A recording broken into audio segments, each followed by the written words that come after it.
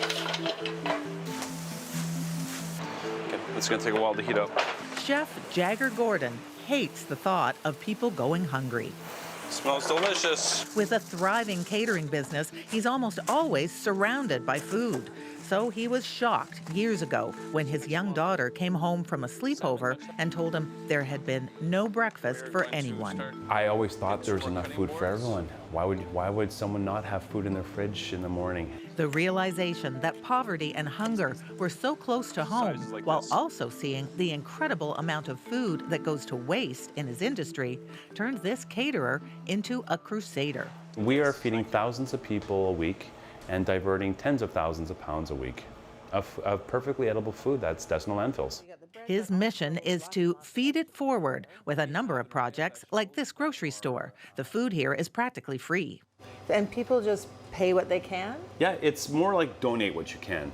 The workers are volunteers, the food donated by retailers. Looks perfect, but it didn't sell fast enough and is no longer considered fresh enough for fussy consumers. This would have been sold somewhere else, most of this stuff? So this was for sale everywhere. This is rescued. All this food and everything that I deal with is rescue food. Rescued from the garbage heap. $31 billion worth a year, just in Canada.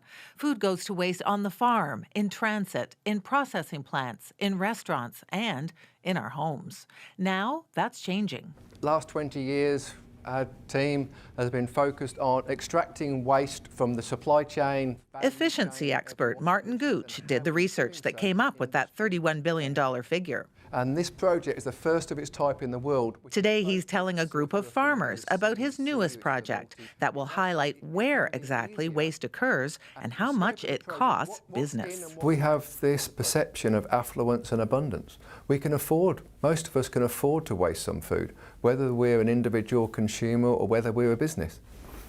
Hi, Laurie. Hi, nice to see you. His project is being funded by Second Harvest, a social agency that distributed over 10 million pounds of surplus food last year. We know that there is so much more food that we're not accessing. And that's one of the reasons we're doing this research, is to find out, okay, where is this food? Every morning, a team delivers truckloads of unsold food donated by big grocers. But what we found was there was a lot of places that were smaller in scale that we weren't going to pick up from because we wouldn't send a truck there. It just wasn't efficient. So we created something called foodrescue.ca. It's a web-based platform. I kind of call it the eHarmony of food. The site matches smaller donors and those in need. A great idea, but still, as a society, we toss far too much food, and that contributes to global warming. Rotting food creates methane, a pollutant even worse than carbon dioxide. That's what inspired this young company.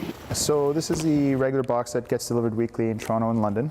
It has basically produce that farmers can't sell to grocery stores, and they usually end up throwing away in the garbage. Cedric Samaha is with Flash Food, a startup that offers home delivery of less than perfect vegetables, rejected by grocers. For example, this potato, it's disfigured. I feel like I've bought potatoes like that at the store exactly. before. That's not that radical. Yeah, most of them don't have a lot of issues. Like the cucumber, the size sometimes is an issue, so they won't send it through. That looks perfect too. Yeah.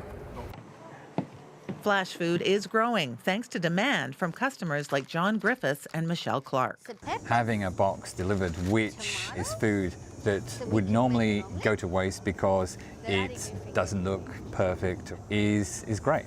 The service doesn't save them any money, but the home delivery is convenient, and they believe less waste will slow climate change. This summer's been so hot that it's going to get worse. Back with Chef Jagger Gordon, he's taking his Feed It Forward idea to a new level.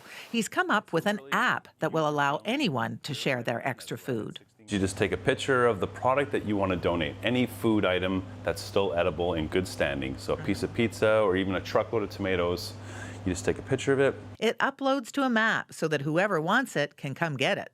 But the great thing is every city can now be in competition of who is saving how much food from the landfills and how much food is actually being given back to people in need. So you're going to try and start that competition, I guess. It's starting. The app launches into the marketplace next month, and many would say none too soon. It's time to get on board what's being called a global food waste revolution. Diane Buckner, CBC News, Toronto.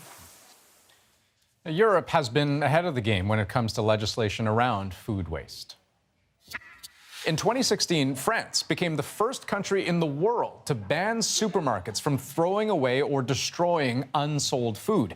The big retailers now have to donate those goods to food banks and charities, or else face heavy fines. Italy followed suit, offering incentives to businesses who donate food to charities. It's also cleared some of the hurdles around donating food that's just past its expiry date. That was a big concern for health and liability reasons.